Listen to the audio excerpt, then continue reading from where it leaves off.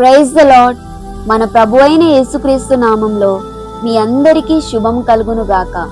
లూకాసు వార్త 1వ అధ్యాయం 27వ వచనం చదువుకుందాం. దావీదు వంశస్థుడైన యోసేపను ఒక పురుషునికి ప్రదానము చేయబడిన కన్యక యొద్దకు దేవుని చేత పంపబడెను. ఆ కన్యక పేరు మరియా.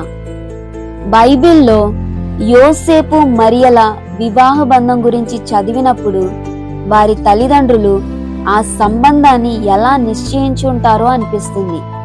నేటి కాలంలో తల్లిదండ్రులు పెళ్లి సంబంధాలు చూస్తున్న విధానానికి ఆనాటి దైవిక పునాదికి ఉన్న తేడాను మనం గమనించాలి. మరియా పవిత్రమైన కన్య, యోసేపు నీతిమంతుడు. వీరిద్దరిని కలిపింది వారి భక్తి మరియు వారి తల్లిదండ్రుల వ్యక్తిత్వం. కానీ నేటి సమాజంలో కేవలం 3 Cల వెనక పరుగెడుతున్నారు: క్యాస్ట్, కలర్, క్యాష్. క్యాష్ చూస్తున్నారు గాని గుణం చూడడం లేదు. అందాన్ని చూస్తున్నారు గాని వారి ఆత్మీయతను పట్టించుకోవడం లేదు.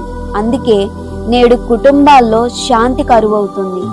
కులమతాల గోడలు, రంగుల పిచ్చి, ధన వ్యామోహం మనల్ని చీల్చివేస్తున్నాయి. మనమంతా ఆదాము అవ్వల నుంచే వచ్చామని బైబిల్ గ్రంథం చెప్తుంది.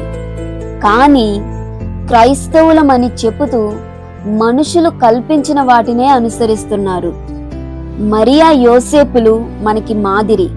ఒక బంధం దేవుని భయం అనే పునాది మీద వేస్తే ఆ ఇల్లు ఆశీర్వాదకరంగా ఉంటుంది.